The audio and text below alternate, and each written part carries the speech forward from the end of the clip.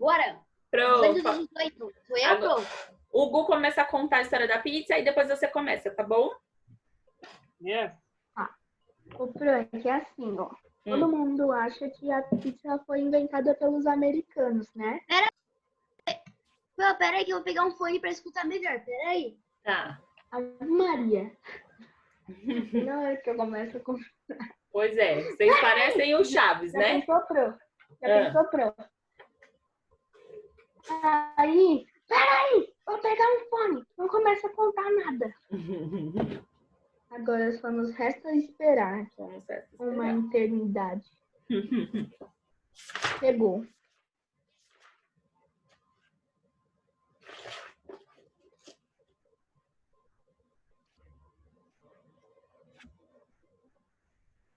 Que é o único fone que eu tinha, deixei cair no chão, eu consegui quebrar. Então acho que não vai ter fone, não.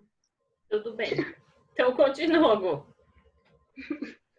Ô, Pro, então, a pizza, ela foi inventada, na verdade não era pizza ainda, pelos egípcios. Eles faziam um pão assim, com carne dentro e colocavam para assar, né, no fogo. Aí depois, os egípcios, eles passaram essa ideia dessa pizza, assim, para os italianos, sabe? Só que daí, eles não tinham ainda um formato, assim, de como fazer. Então, um dia, quando a rainha da Itália, assim, quando ela tinha acabado de ser coroada, a rainha da Itália, ela veio para a cidade de Nápoles, na Itália. Aí, na chegada dela, o pizzaiolo, né, entre aspas, de lá, ele queria fazer essa receita. E ele usou as três cores da bandeira da Itália. O branco que era o queijo, o verde que era o manjericão e o vermelho que era o tomate. Aí ele pôs todas essas misturas no pão, aí ele pôs para assar. Aí quando ele tirou, o pão ele estava redondo com os três recheios em cima. Aí o nome dessa pizza foi dado de Margherita, porque era o nome da rainha da Itália, né? A rainha Margherita. Aí a Margherita foi a primeira pizza a ser inventada. Essa história me deu uma fome. E a Isa, o que você tá achando dessa história, Dona Magali? Cadê Dona Magali? Tá dando mais fome, né? Tá dando uma fominha, né? Dá vontade de sair. Não, peraí, que eu vou pedir uma pizza. Muito boa, Gu, adorei. Nossa, só de pensar aqui na Marguerita. Professora, eu vou falar a última coisa. Onde meu pai mora, que é uma cidadezinha pequena, a pizza dele é quadrada. Você sabia? A pizza é quadrada. Ai, eu já comi pizza quadrada numa pizzaria aqui na Moca. Ai, que delícia, muito bom, viu? Pizza com sorvete, sabe, gente? Pizza de chocolate com sorvete, assim, ai, fica muito bom, né? Ô, Pro, tem um monte de estilo de pizza, assim, nos Estados Unidos. Tem a pizza de Nova York, que parece que é do Brasil, que ela é fina, aí ela é crocante, assim. Aí, só que o brasileiro, ele inventa tudo, né? Ele põe requeijão, põe purê de batata, põe batata palha, põe queijo, põe não sei o que, põe não sei o que lá. Aí tem também o estilo de Chicago, que é tipo uma panela, assim, é tipo uma torta, assim, com um monte de recheio dentro. Aí é tipo uma panela de pizza. O brasileiro é muito criativo, né? A professora tá assim, o brasileiro é muito criativo. Na cabeça dela, ela assim, com a pizza na mão. São vários balãozinhos que estão surgindo, assim, com vários sabores de pizzas. Tem a pizza dançando assim, falando, vem, Gabriela, vem! Assim, a pizza. Vem, eu sou sua amiga. Ai, delícia. Então, vamos lá. O leitor da página 18. Vamos parar com essa gordice. Cadê o leitor da página 18? Pode começar, Pro? Pode. Tá. Não é Isabela? Cadê o leitor da página 218? Cadê a Isabela? Isabela? Não, pode ler. Não, pode ler. É Isabela, Isabela. Tá, posso ler então? Pode. Pode. Tá. As diferentes culturas influenciam a forma como o ser humano ocupa o espaço. As cidades europeias são reflexo da cultura europeia, assim como a cidade asiática são resultado da cultura asiática. No território brasileiro, observamos que há modos urbanos e rurais de... Peraí, que alguém tá falando muito alto aqui em casa, eu vou dar um clique aqui rapidinho. Tá.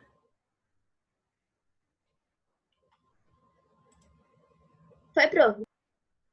Meu Deus, eu só ouvi a boca da nossa senhora. Eu só fui um pouquinho grossa. Só um pouquinho. Só fui pra ficar quieta. Só um pouquinho. No território brasileiro, observamos que há modos urbanos e rurais de organizar as atividades e de organizar as atividades e que estes resultam em formas diversas de ocupar o espaço. Além disso, é importante lembrar que o Brasil possui uma população miscigenada,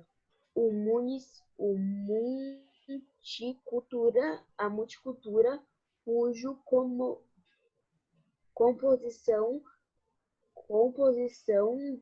de se deu com o encontro das culturas indígenas, africanas e europeias, que ocorreu ao longo da formação de nosso país. Territórios indígenas. Alguém quer falar alguma coisa? Então tá. Território indígenas. Antes mesmo de os portugueses chegarem no Brasil e aqui se Pro, pera aí rapidinho. Tá.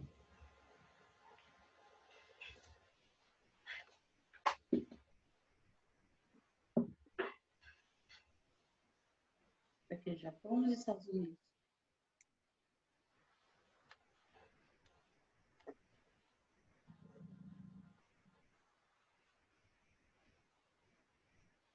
Desculpa. Vou voltar a ler, tá? Tá. Estes estabelecem os territórios brasileiros.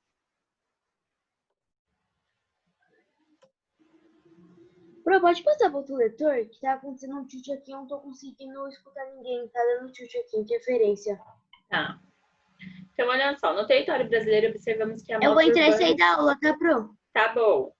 No território brasileiro, observamos que há modos urbanos e rurais de organizar as atividades e que esses resultam em formas diversas de ocupar o espaço. Além disso, é importante lembrar que o Brasil possui uma população miscigenada e multicultural, cuja composição se deu com o encontro das culturas indígenas, africanas e europeias que ocorreu ao longo da formação do nosso país.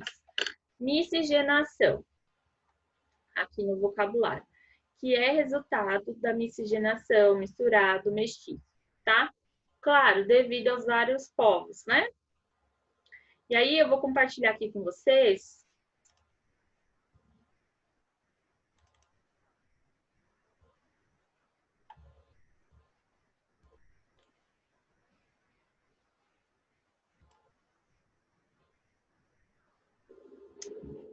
Ai, eu fechei. Ô, Pro, Bom, deixa pra lá, eu fechei. Sim. você lembra daquele trabalho que você passou muito antes sobre a Segunda Guerra e a Primeira Guerra Mundial? Sim. Aí, o meu pai, ele disse assim, que como tem bastante não, né?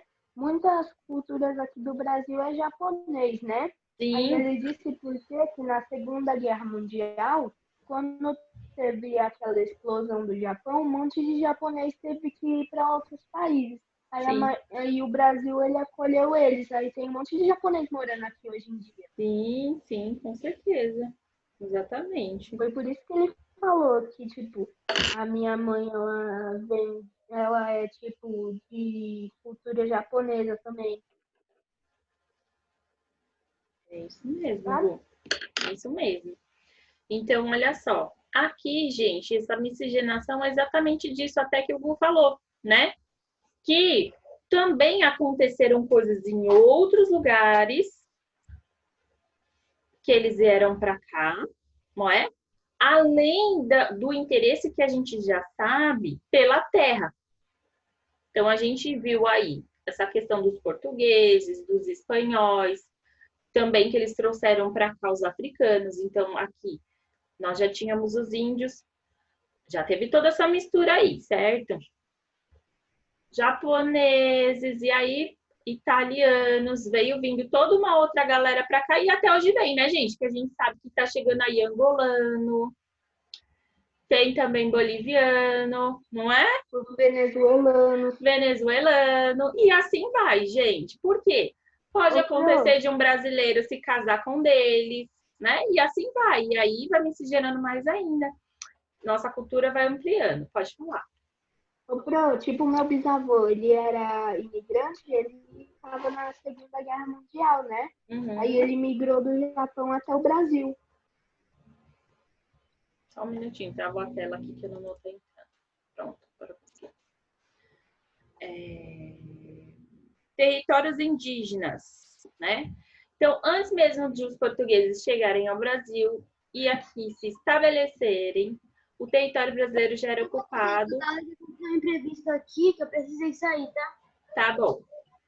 Por populações indígenas, muito embora esses grupos apresentassem diferentes formas de organização e que elas fossem muito fragmentadas.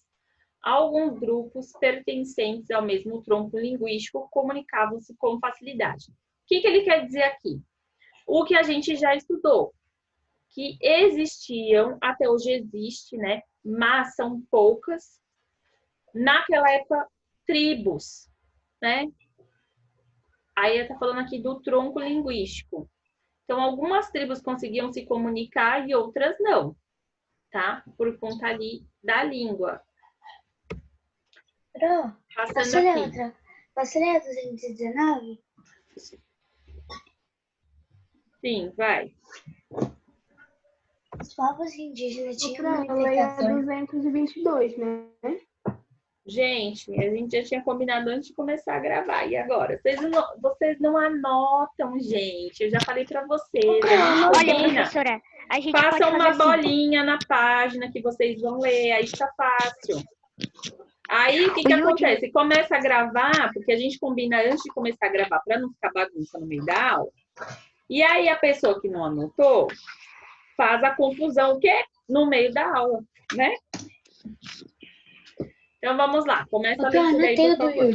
O Yudi é 219, eu não sei de quem era. Aí a 220 era do Nolan. E a 221, eu não lembro de quem era, mas não, eu acho que a 221 é do Yudi. E a 220 é do Nolan. Tá, então vamos lá. Continue a leitura, porque senão a gente fica muito atrasado. Povos indígenas tinham manifestações culturais e formadas de ocupações do território próprias. As diferenças entre esses povos refletiram-se nas distribuições dele pelo território. Atualmente, os direitos das populações indígenas são garantidos pela Contribuição Brasileira de 1988, no artigo 231, que diz: são reconhecidos aos índios, são organizados sociais, costumes, línguas, crenças e tradições, e os direitos originários sobre a terra que tradicionalmente ocupam competições a unir demarcá-las, protegem e respeitam todos os seus bens. São terras tradicionalmente ocupadas pelos índios, as por ele estabelecido em caráter permanente. as utilizadas para suas atividades produtivas. As imprescindíveis, a preservação dos recursos ambientais necessários ao seu bem-estar e necessário à reprodução física e cultural, segundo o seu uso, costume e tradições, território indígena atuais. Acabou, pronto. Eu tenho que ler esse pedacinho aqui de terra indígena. Não precisa, não. Aí o Nossa, próximo. Pro, não tem quase nada na Bahia, em São Paulo, em Goiânia, em Minas Gerais, não tem quase nada. Posso ler, Tem Pro? mais é no norte, né? Isso. 220. Vamos lá. Tá. Nesse mapa é possível observar a atual Delimitação. dos territórios indígenas preservados e protegidos pela Constituição brasileira. Nesses territórios, os diferentes povos organizam-se de maneiras diversas e ocupam o espaço de acordo com seus costumes e suas tradições. Algumas comunidades, como os Riquibaquitas, acho que é isso mesmo, né, Pro? Tudo bem, continua. Continua. É do Mato Grosso, do Mato Grosso, e esse daí, do Amapá, algumas comunidades, como esse daí de Mato Grosso e esse daí do Amapá, organizam-se em casas distantes uma das outras, e em cada uma delas vivem membros da mesma família. Outros povos, como os Ainomamis de algumas regiões da floresta amazônica, levantam uma única casa, onde moram todos os habitantes da aldeia. Existem ainda comunidades descendentes dos indígenas Gé, que organizam suas moradias com limites do território da aldeia, para que o centro seja um local de uso comunitário. Nas festividades e na produção de alimentos. É importante observarmos que os modos de organização dos diferentes povos indígenas resultam em diferentes modos de uso do espaço. Ok. Então, a gente tem embaixo as 3 imagens, né? Cada um utilizando um espaço de uma maneira, tá bom? Agora a gente vai para as comunidades quilombolas.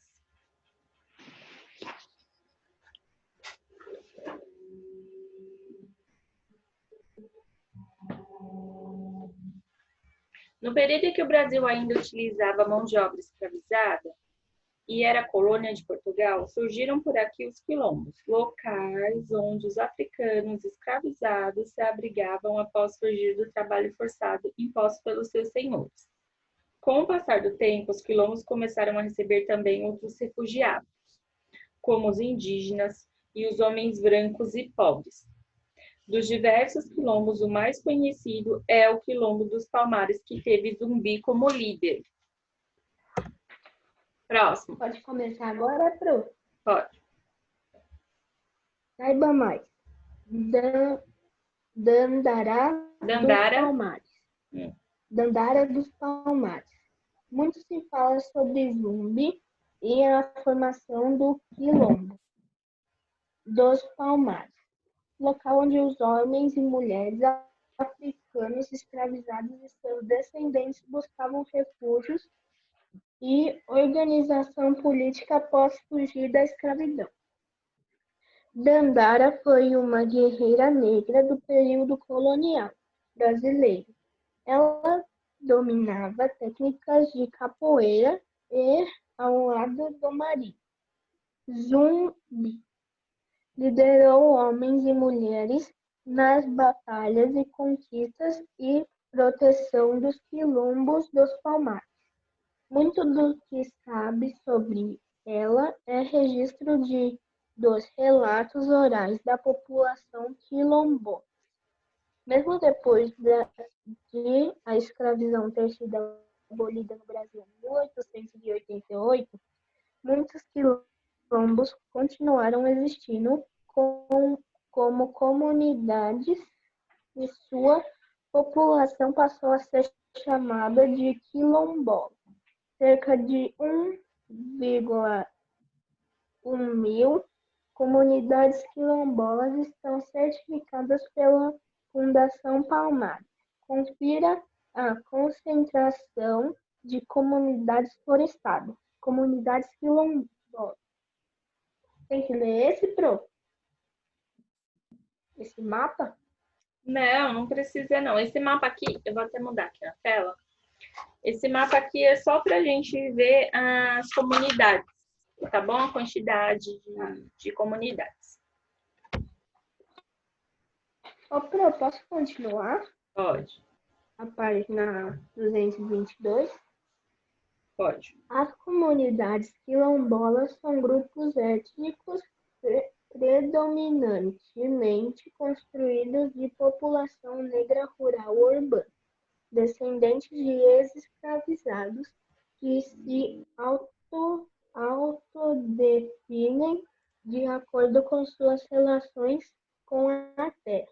Na prática de extrativismos vegetais e da agricultura por multirões, com a manutenção e a expressão de suas ancestralidades, nas práticas religiosas, na música, nos jogos de capoeira e nas produções artísticas. Hoje, os territórios das comunidades quilombolas são protegidos por atos constitucionais que garantem o direito de posse das terras para as comunidades tradicionais. A capoeira é uma manifestação cultural afro-brasileira muito presente nas comunidades quilombolas. B. O jongo ou caxambu é uma dança de roda de origem africana e faz parte das tradições culturais preservadas nas comunidades quilombolas, rurais e urbanas. Diferentes manifestação cultural do espaço urbano. Ai, meu Deus. Professor, engasguei com a saliva, não acredito. Cuidado. Conforme podemos observar, em um mesmo território nacional, há diversos modos de organização cultural.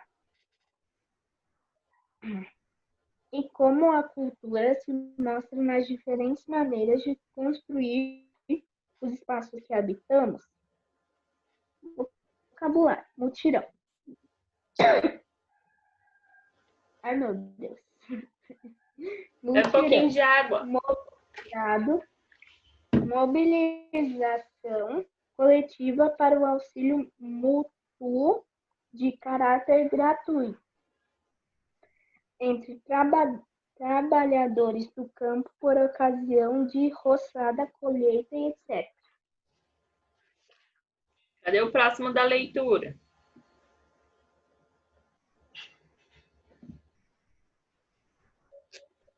Meu Deus do céu, professor, meu olho estava ardendo. O Luiz está valendo? Então, só um minutinho que eu vou compartilhar com vocês aqui alguns videozinhos rapidinho. Posso ser próxima a ler, Pro? Pode. Pode começar? Só um minutinho.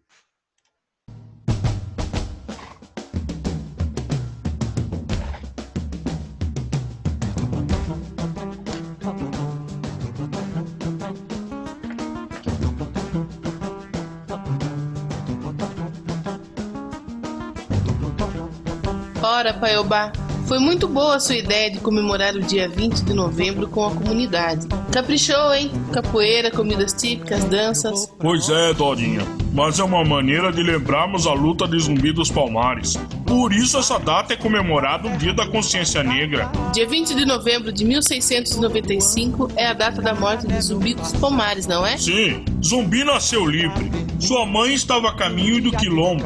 Só que houve um ataque em Palmares e capturaram a criança, que foi criada pelo Padre Melo.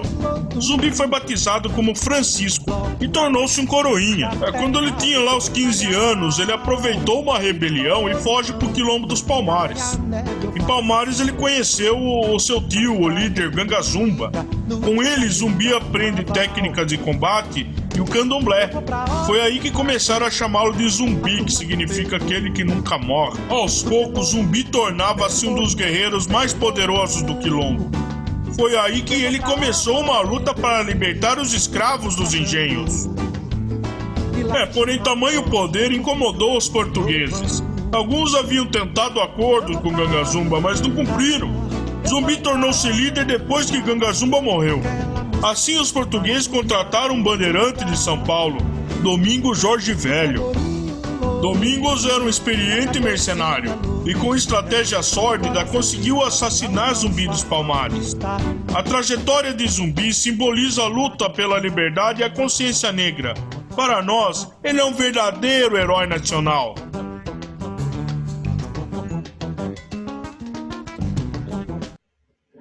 Pessoal, então olha só, o Zoom está diminuindo o nosso tempo aqui. O que a gente faz? A gente clica no link e volta.